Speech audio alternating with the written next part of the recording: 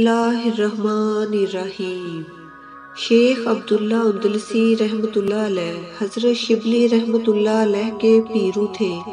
ایک مرتبہ عیسائیوں کی بستی کے قریب سے گزر رہے تھے۔ اس بستی کے اوپر صلیبیں لٹک رہی تھیں۔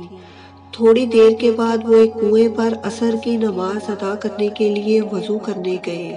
وہاں کسی لڑکی پر نظر پڑی۔ شیخ کا سینہ وہیں خالی ہو گیا۔ اپنے مریدین سے کہنے لگے، جاؤ واپس چلے جاؤ، میں ادھر جاتا ہوں جدھر یہ لڑکی ہوگی، میں اس کی تلاش میں جاؤں گا۔ مریدین نے رونا شروع کر دیا اور کہنے لگے، شیخ آپ کیا کر رہے ہیں؟ یہ وہ شیخ تھے جنہیں 1,00,000 حدیثیں یاد تھیں، قرآن کے حافظ تھے، سینکڑوں مسجدیں ان کے دم قدم سے آباد تھیں۔ انہوں نے کہا، میرے پلے کچھ نہیں جو میں تمہیں دے سکوں، اب تم چلے جاؤ۔ شیخ ادھر بستی میں چلے گئے۔ کسی سے پوچھا، یہ لڑکی کہاں کی رہنے والی ہے؟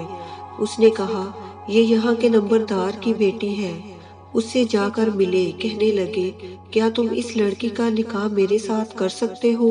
اس نے کہا، یہاں رہو، ہماری خدمت کرو، جب آپس میں موافقت ہو جائے گی تو پھر آپ کا نکاح کر دیں گے۔ انہوں نے کہا، ٹھیک ہے۔ وہ کہنے لگا، آپ کو سوروں کا ریوڑ چرانے والا کام کرنا پڑے گا۔ شیخ اس پر بھی تیار ہو گئے۔ ہاں میں خدمت کروں گا۔ صبح کے وقت سور لے کر نکلتے، سارا دن چرا کر شام کو واپس آیا کرتے۔ ادھر مریدین جب واپس گئے اور یہ خبر لوگوں تک پہنچی تو کئی لوگ صدمہ سے بے ہوش ہو گئے۔ لوگ حیران تھے کہ اے اللہ، ایسے ایسے لوگوں کے ساتھ بھی تیری بے نیازی کا یہ معاملہ ہو سکتا ہے۔ 1 سال اسی طرح گزر گیا۔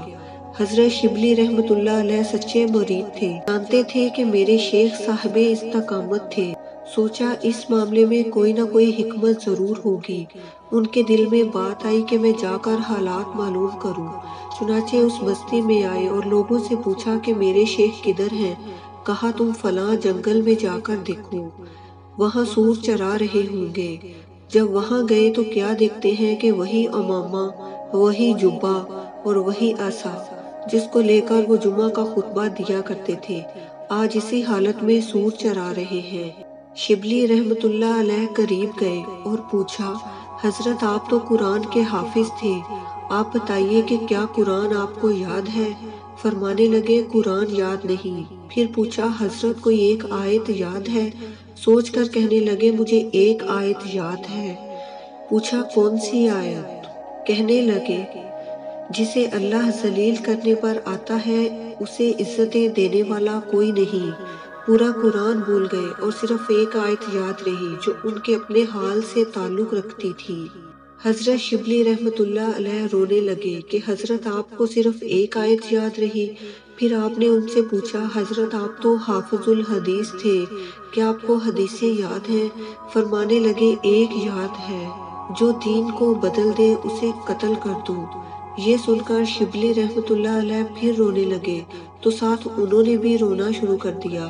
کتابوں میں لکھا ہے کہ شیخ روتے رہے اور روتے ہوئے انہوں نے کہا، اے اللہ، میں آپ سے یہ امید تو نہیں کرتا تھا کہ مجھے اس حال کو پہنچا دیا جائے گا۔ رو بھی رہے تھے اور یہ فکرہ بار بار دہرا بھی رہے تھے۔